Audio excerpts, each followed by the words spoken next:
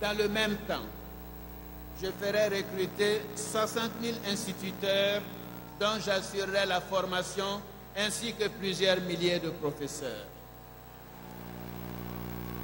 Ce sera un effort sans précédent dans notre pays. En matière d'éducation, je veux donner corps à une de mes convictions fortes, qui est que l'école doit aussi préparer à un métier, même si sa mission fondamentale est de former au jugement et à l'esprit critique. Ainsi, j'entends mettre l'accent sur la préparation de la vie professionnelle. Dans cette perspective, les filières de formation seront diversifiées pour tenir compte des métiers d'aujourd'hui et de demain. Les capacités d'accueil seront accrues. En plus de l'école gratuite jusqu'à la 3e, nous prévoyons un accompagnement des plus méritants jusqu'à la fin de leurs études dans nos universités et dans nos grandes écoles. Et pour ce faire, nous prendrons la décision que tous ceux qui n'auront pas redoublé bénéficieront de cette aide. La 3e grande préoccupation, c'est le logement. L'engagement de fonds, ce sera comme aux États-Unis. Vous savez qu'aux États-Unis, chaque Américain a droit à un toit. Donc je m'engage à ce que chaque Ivoirien ait un toit. Chaque année, je ferai construire 50 000 logements à coût réduit par des professionnels compétents pour les familles aux revenus modestes. Et nous avons chiffré cela. Vous pourrez être propriétaire de votre maison, une maison qui coûtera 5 millions de francs CFA, et cette somme sera financée par un prêt bancaire remboursable sur 25 ans à raison de 25 000 francs par mois.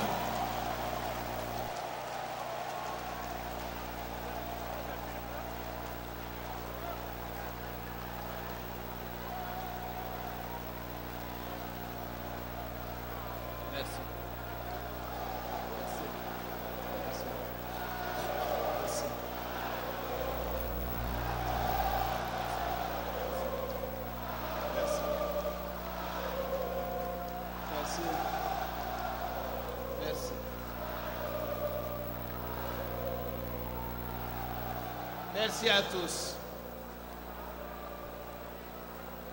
Merci. Merci.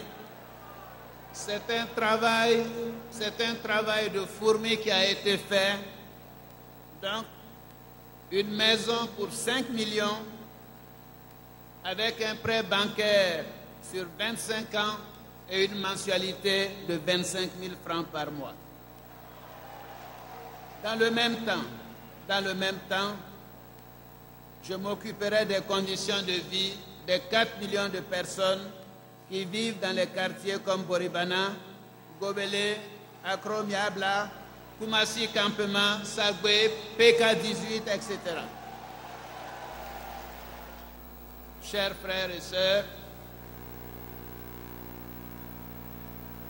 dans le même chapitre, je consacrerai dans les 5 années de mon mandat 100 milliards de francs CFA pour que dans ces quartiers précaires, ils aient le minimum pour vivre décemment. Nous irons plus loin. Nous allons délivrer des titres fonciers pour que ces personnes ne se sentent plus menacées de déguerpissement et pour qu'ils puissent investir sans risque. Évidemment, un autre grand chapitre, les routes et les pistes. Je sais et j'entends.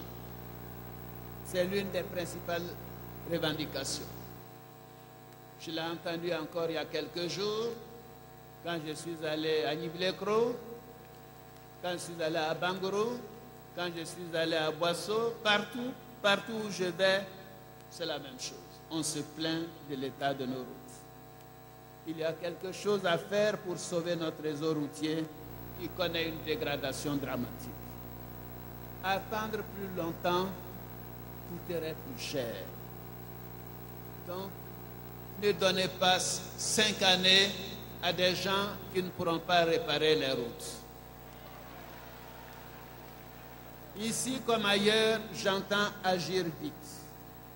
Je mettrai en place un plan d'urgence pour remettre en l'état 1000 km de routes bitumées qui sont impraticables et qui n'ont pas été entretenues depuis longtemps.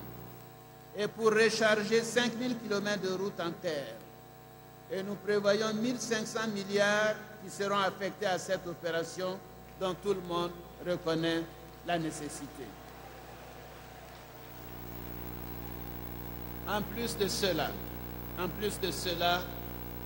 notre projet prévoit que 500 milliards supplémentaires seront consacrés à l'extension du réseau routier. De bonnes routes, c'est bien, mais cela ne suffit pas. Je me propose d'aider nos transporteurs.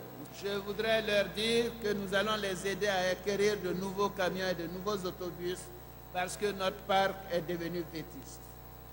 Ceci coûtera moins cher à l'exploitation et pour eux et pour la population entière. Donc je voudrais dire aux transporteurs que si je suis au pouvoir, ou peut-être je devrais dire quand je serai au pouvoir, je prendrai des mesures énergiques pour faire cesser les tracasseries inacceptables dont vous êtes victimes et pour mettre fin aux raquettes. Nous ne pouvons plus accepter que des gens exploitent nos transporteurs et s'enrichissent sur leur dos. Bien entendu, nous parlons également d'électricité dans ce projet. Je veux que dans chaque village de plus de 500 habitants, il y ait de l'électricité. J'installerai gratuitement de petites unités de production d'électricité pour répondre aux besoins vitaux de nos parents. Grâce à ces petites unités, il sera possible d'éclairer les endroits publics, mais aussi de faire fonctionner un réfrigérateur qui servira à conserver par exemple des vaccins, une broyeuse de manioc ou une décortiqueuse, et aussi sur lequel on peut brancher un téléphone pour appeler une ambulance en cas d'urgence. Il faut ces petites unités industrielles dans chaque village. Il faut lutter aussi absolument contre la vie chère en s'engageant dans la réduction des prix des biens de consommation courante et en faisant jouer un rôle actif à la Commission de la concurrence qui est actuellement en sommeil. Les Ivoiriens ont assez des augmentations intempestives des prix que rien ne justifie réellement. Donc je conclurai sur ce chapitre en disant qu'une bonne politique sociale, ce sont des actes de solidarité à l'égard des familles et des personnes handicapées. Ce sera juste un résumé, parce que je ne peux pas vous garder des heures et des heures. Nous aurons l'occasion de nous reparler de ce programme à l'occasion de mes tournées. J'aborderai brièvement les questions relatives à la famille, aux personnes handicapées et à l'eau potable. Pour moi, la famille est une priorité, parce que la contribution de la famille au sens large du terme à notre équilibre social est déterminante. En Afrique, tout le monde le sait, tout le monde sait ce que la famille représente.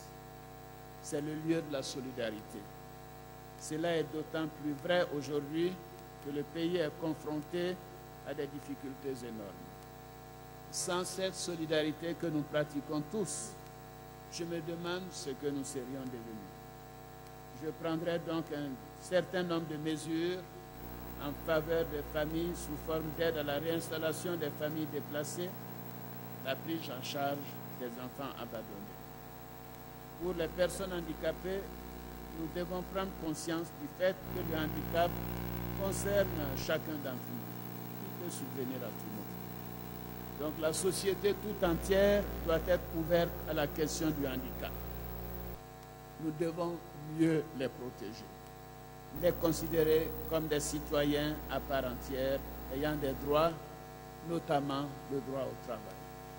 Des efforts doivent être faits par l'État et par les entreprises en matière d'embauche. Quand j'ai visité les institutions spécialisées il y a quelques mois, j'ai été frappé par les conditions de vie des handicapés et la vétusté des locaux. Alors j'ai pris l'engagement de tout mettre en œuvre pour que ceux qui souffrent de handicap soient mieux traités et mieux pris en charge. Quant à